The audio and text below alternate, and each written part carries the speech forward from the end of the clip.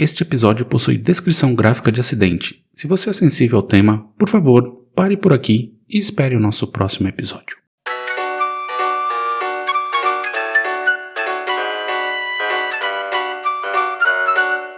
Ela tinha voltado do Brasil e ela estava muito entusiasmada com o Tatu Canara. Não sei, isso aí pode ser intuição da mãe, sei lá, de outras crianças conversando, não sei. 10! Nota 10! O senhor vai gostar, hein? Bebê diabo parou o táxi na avenida. Ao vivo? É muito pior. Olá, eu sou o Danilo Corsi. E eu sou a Camila Kintzel. Hoje vamos falar sobre acidentes aéreos mais uma vez. Mas nessa história, não foi bem um acidente, mas um ataque terrorista mambembe. O voo TAM 283, que vinha de Vitória, no Espírito Santo, para São Paulo, pouco antes de pousar, teve a explosão de uma bomba dentro do avião. O que poderia ser uma grande tragédia, acabou por ser evitada graças à perícia dos pilotos, à engenharia do avião e um pouco de sorte. E somente um passageiro perdeu a vida neste incidente. Mas por que uma bomba foi colocada a bordo? Venha entender com a gente essa história sem pé, nem cabeça e com uma resolução um tanto quanto bizarra. Mas antes, nossos patrocinadores. O primeiro é o SiteGuy.dev, nossos amigos produtores de sites, aplicativos e outros produtos digitais. Se você estiver, por exemplo, precisando de uma landing page para sua campanha de Google Ads, eles podem ser ótimos parceiros na construção dessas peças digitais. Entre em SiteGuy.dev e faça um orçamento. Dizendo que veio daqui, ganha descontinho. E agora, Camila, o que o Drinco nos mandou hoje? O vinho de hoje é o Ambition Cabernet Sauvignon 2022. Um tinto argentino da região de Mendoza que tem aromas de frutas vermelhas e pretas com notas de pimenta do reino e combina perfeitamente com carnes assadas. Ele está por R$ 44,90 lá no drinco.com.br. Aproveite que a carne está baixando de preço e compre. Brinde história? Tchim, tchim. Tchim, tchim.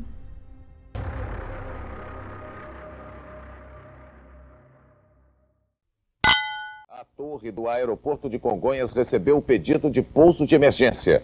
Lá em cima, a 2.400 metros de altitude, uma explosão na parte traseira direita tinha aberto um buraco de 2 metros de diâmetro na fuselagem do avião. Bom, vamos lá.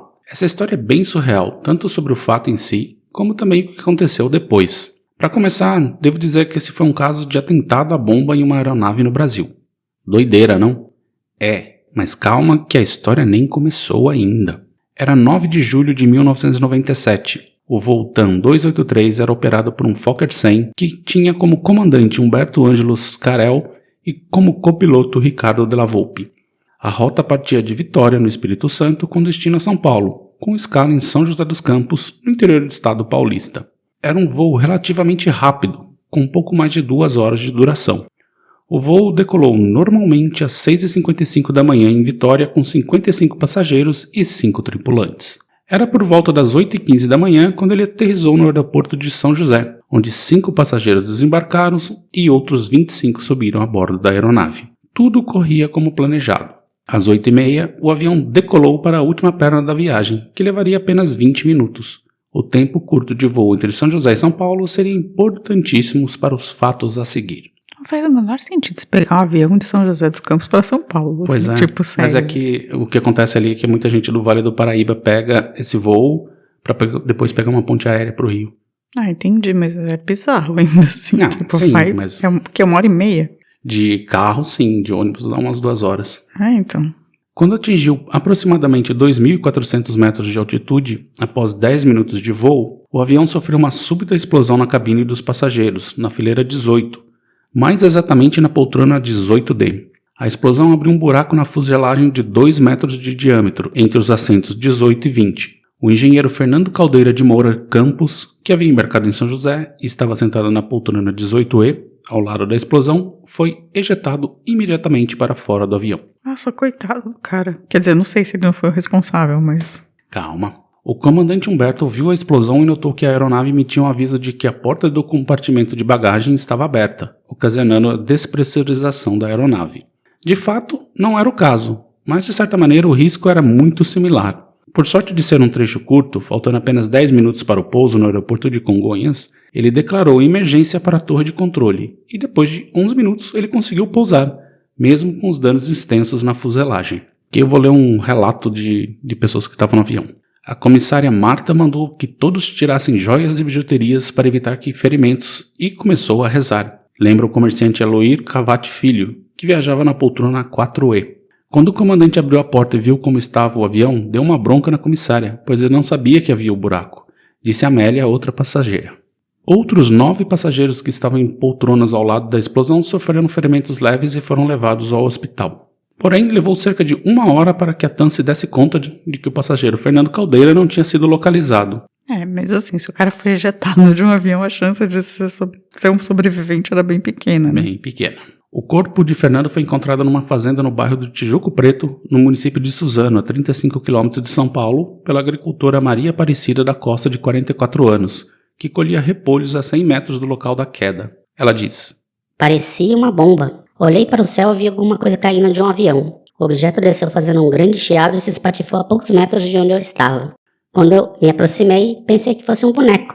Mas não, porque não havia sangue em volta. Gente, imagina você se dar... O cara tava preso na poltrona ainda. Então, não tava. Ele tava sem cinto. Ah, tá. Então, ele tava sem cinto, mas se ele tivesse com cinto, provavelmente ele não seria ejetado do avião. Então fiquem com cinto de segurança todo o tempo durante o voo, viu, gente? Maria Aparecida chamou imediatamente a polícia de Suzano, que enviou uma equipe do 17º Batalhão da Polícia Militar. Às 9h10, a PM chegou ao local. Eles desviraram o corpo, que estava de bruços. Me deu até dor de barriga. As pernas haviam entrado no corpo e havia muito sangue no buraco ali no chão, disse Maria. Com a queda, o corpo criou um buraco de 1,5 m no chão. Sim, imagina a força, né? E a força do impacto normalmente faz, então ele deve ter caído de pé. Caído de pé. O médico Renato de Macedo Pereira, legista do Instituto Médico Legal de Suzano, afirmou que o empresário pode ter morrido na queda ou no impacto. Pelo funcionamento normal do organismo, o coração funciona no ar normalmente e ele pode ter chegado vivo ao chão, como um paraquedista. Politraumatismo foi diagnosticado. Nenhum membro foi arrancado. O corpo apresentava quadro de afundamento craniano e fraturas mais fortes ocorreram nas costas e na região do glúteo. Não havia marcas de cinto de segurança. Caramba, mano. Imagina que coisa louca, né? Você entra no avião para 20 minutos de voo, você tá no céu. Literalmente. Depois disso, uma segunda perícia foi realizada no corpo, né? Isso porque nas investigações que estavam rolando no avião já havia suspeita de bomba. E na busca em suas roupas foi encontrado um bilhete da TAM comprado com o cartão Diners Club para o trecho São José dos Campos, São Paulo, no valor de R$ 41,79. Olha como que era barato. Ele estava indo para o Rio a negócios e tomaria uma ponte aérea no aeroporto de Congonhas. Já os destroços do avião estavam espalhados num raio de 3 km nos arredores da fazenda onde o corpo foi encontrado. Agora era hora de investigar o que havia acontecido. Não precisou muito esforço para rapidamente descobrirem que uma bomba havia sido a causa de tudo. O GAT, Grupo de Ações Táticas Especiais da Polícia Militar, detectou no local da explosão vestígios do que considera ser uma substância química explosiva. Já na investigação sobre o empresário Fernando Campos, o esquadrão antibombas do GAT descobriu que o material que explodiu estava ao seu lado, sobre o assento da poltrona 18D, que foi apenas parcialmente destruído e estava afundado de cima para baixo. Também descobriu-se que, no embarque, Campos tinha uma passagem marcada para a poltrona 7C, mas como havia pessoas de uma mesma família ocupando essa fileira, ele sentou-se no fundo do avião, onde não havia passageiros. Mas ele sentou do lado de uma mala? Não. A mala... Era dele. Calma. Eu tô aqui, né? Tô me adiantando, tô especulando, gente. Normal. A investigação se voltou para outro passageiro, o professor Leonardo Castro, então com 59 anos, um dos que estavam mais próximos de Campos quando houve a explosão. Mais exatamente na poltrona 19D, exatamente atrás da que explodiu. Quando foram checar sua história de que teria ido a São José para uma entrevista de emprego, mas chegando lá descobriu que havia esquecido uma coisa importante e por isso pegou o voo para São Paulo, para depois retornar a São José, nada descobriram sobre sua passagem pela cidade. A Polícia Federal foi à sua casa e encontraram substâncias químicas também encontradas na fuselagem do avião. E tudo isso foi resolvido em apenas 2 dias. Mas vem aí a reviravolta. Então, supostamente, foi uma mala embaixo do assento 18D que explodiu. Tá, embaixo. Embaixo. Então, teria que ser necessariamente alguém que estava na poltrona de trás que teria colocado. Não, poderia ter sido qualquer outra pessoa colocado. Se não tivesse o avião cheio. Talvez. Mas assim, literalmente atrás, né? Então, não teria sido o próprio cara que voou do avião. No dia 12 de julho, Leonardo, principal suspeito da explosão, saiu de casa para ir até a padaria. Quando atravessava a Avenida Santa Amaro, em São Paulo, foi atropelado por um ônibus. O acidente foi gravíssimo, mas não fatal. Leonardo perdeu cerca de 5% da massa encefálica e ficou internado na UTI por cerca de 1 ano. Nesse período, a Polícia Federal fechou o inquérito acusando Leonardo de atentado, mas como ele estava em coma, não podia ser levado a júri popular. 3 dias depois do acidente, ele foi 3 atropelado. dias, exatamente. Após sair da UTI, Leonardo ficou no estado de quase demência, o que protelou seu julgamento. Ele acabou sendo acolhido pela irmã e se mudou para Divinópolis, em Minas Gerais. 7 anos após o atentado, o Ministério Público voltou à carga para tentar o levar a julgamento, mas laudos médicos garantiram que ele era incapaz, e tudo ficou paralisado. Em março de 2021, a juíza federal Cristiane Farias Rodrigues dos Santos declarou a extinta punibilidade de Castro pelo reconhecimento da prescrição após igualmente ter sido declarado portador de doença mental superveniente. A TAM também aproveitou o embalo desse imbróglio jurídico e conseguiu se esquivar de todas as indenizações devidas, inclusive para a família de Fernando. Isso é absurdo. Isso é absurdo, completamente absurdo. A família do Fernando deveria ter recebido uma indenização. O cara foi ejetado para fora do avião por conta de uma bomba. Exatamente. E os motivos do atentado nunca foram descobertos. Leonardo não havia deixado nenhum tipo de pista sobre o motivo e também nunca pôde realmente explicar o que fez, por motivos óbvios, né? Sobre o atropelamento, a causa defendida pela polícia é que ele estava desatento, descartando qualquer tentativa de suicídio. Sobre o seu estado atual, vou ficar devendo. Li que ele havia morrido em 2023 e também li que ainda está vivo.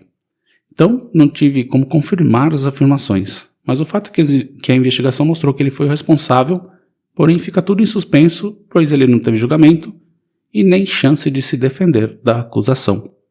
Basicamente, ele embarcou, colocou uma bomba embaixo do banco, explodiu, ele desceu, mas ele se machucou um pouco, ele foi pro hospital, a polícia olhou, foi aqui atrás, quem estava aqui atrás? Pegaram o cara, deu um depoimento que foi fazer entrevista de emprego, São José tinha esquecido do negócio, voltou para São Paulo de avião para ir mais rápido, porque ele ia voltar, a polícia falou, dá uma olhada lá, ninguém sabia direito do cara, nem que tinha entrevista nenhuma de emprego, foram na casa dele e acharam os vestígios da substância que explodiu no avião. Então, basicamente, foi isso. Mas será que era uma substância muito... Porque, assim, tem umas substâncias explosivas que são substâncias que estão normalmente na nossa casa, assim, sabe? Sim, mas os traços ali eram de outras substâncias que servem para fazer bomba. Não era uma bomba muito forte, porque só explodiu um pedaço. Se fosse muito forte, teria explodido o avião de maneira... Sim. Não era uma C4, assim, mas foi o suficiente para matar uma pessoa. E essa foi a história do voo TAM 283. Você já conhecia, Camila? O que você achou? Nunca tinha ouvido falar. Não lembro, assim, não dessa lembra? História. Não lembro nada dessa história. Eu lembro, porque eu trabalhava na Folha nessa época, então, assim, foi um caso de comoção, assim, todo mundo queria saber o que tinha acontecido, aí depois o cara foi atropelado. Essa do cara ter sido atropelado só ferrou mais ainda a história, né? No final ficou sem saber por que ele fez. O que ele fez, assim, parece bem claro, as evidências são muito altas, mas ele também não pôde se defender, mas ninguém sabe por que aconteceu. Se ele tava puto com a TAM, se ele tava puto com o Fernando, queria explodir o cara, sei lá, enfim.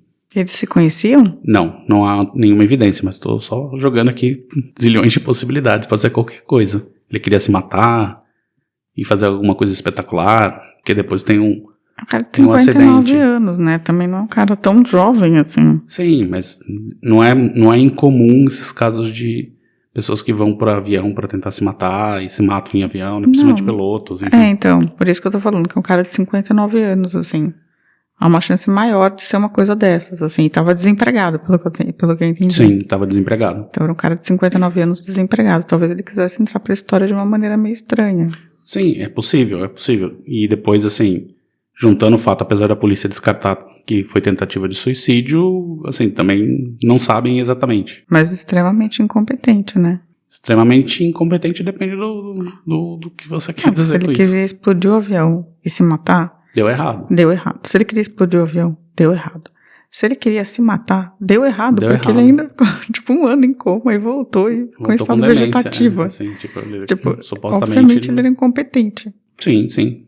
E menos mal, né? Pelo menos, assim, dos males, o menor, assim. Só, infelizmente, se o cara tivesse com um cinto de segurança, talvez ele não tivesse sido ejetado do avião, muito provavelmente. Pena desse cara, né? Na verdade é que morreu da maneira mais... acreditavelmente besta. Então, gente, mantenha sempre o cinto afivelado. Sim. Até porque Boeings também voam portas longe, ultimamente. É, verdade. Então é isso. Vamos dar uma pausa e vamos pros recadinhos? Sim, sim. Todos os passageiros se deram as mãos no avião, todos, na verdade, esperando que o avião fosse cair, né? O que se via era terror, né? Os cabelos sendo puxados para a porta, as pessoas grudadas na cadeira.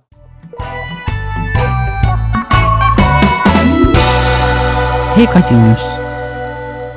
Camila, se alguém aí sabe os reais motivos da tentativa de atentado e quiser contar pra gente, como faz?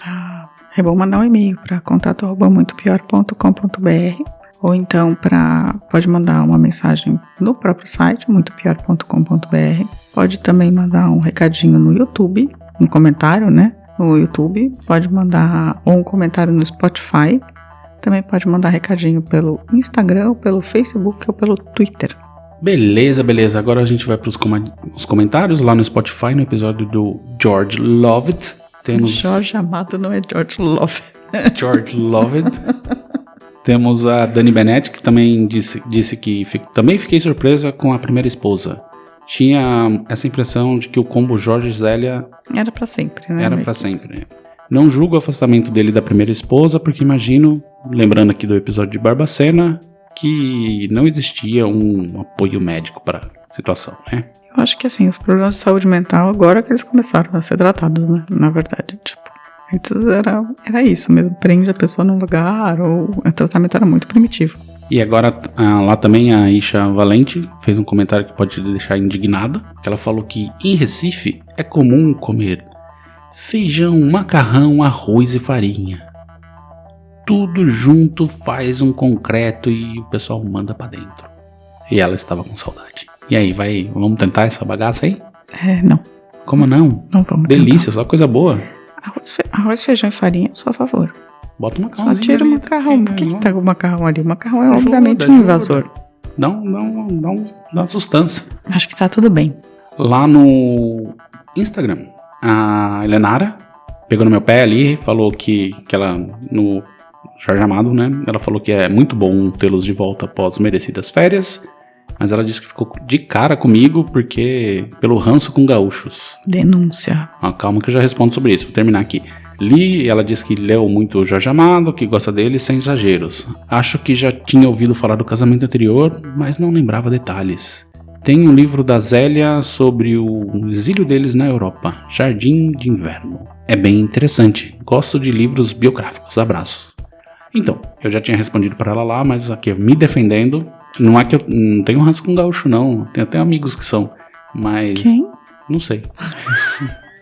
Ele não tem amigos gaúchos. Tem. Atenção, não sei, tem amigos gaúchos. Não, talvez tenha, não sei. Deve ter. Tem o Biso. O Biso é um gaúcho. O Tarcísio também é um gaúcho. Tarcísio de Freitas? Não, esse aí é carioca. Eu gosto, mas eu não gosto especificamente do Érico Veríssimo. Não gosto muito, mas acho que talvez tá relacionado ao bode que eu tinha de assistir aquela minissérie da Globo. Certo, Capitão Rodrigo? Tempo e o Vento, né? Tempo e o Vento, Exatamente, Tarcísio Meira. Muito boa. Então, mas aí de autores eu gosto muito do Moacir Clear, Mário Quintana, por exemplo. Gosto muito. Gosto até do Humberto Gessinger. Olha aí. Agora foi polêmico. Agora foi polêmico. E lá também no Instagram, a Cassala falou: aê, fizeram falta. Meu podcast favorito está de volta. Não. E o Alessandro Soares falou: coisa boa, feliz ano novo. Feliz ano novo. Não pode mais, eu acho que já tá final de janeiro. Não tem problema. Primeira vez que você encontra a pessoa, você pode falar. Tá. E lá no Twitter, o nosso querido Cláudio Schubart falou: sejam bem-vindos, estavam com saudade.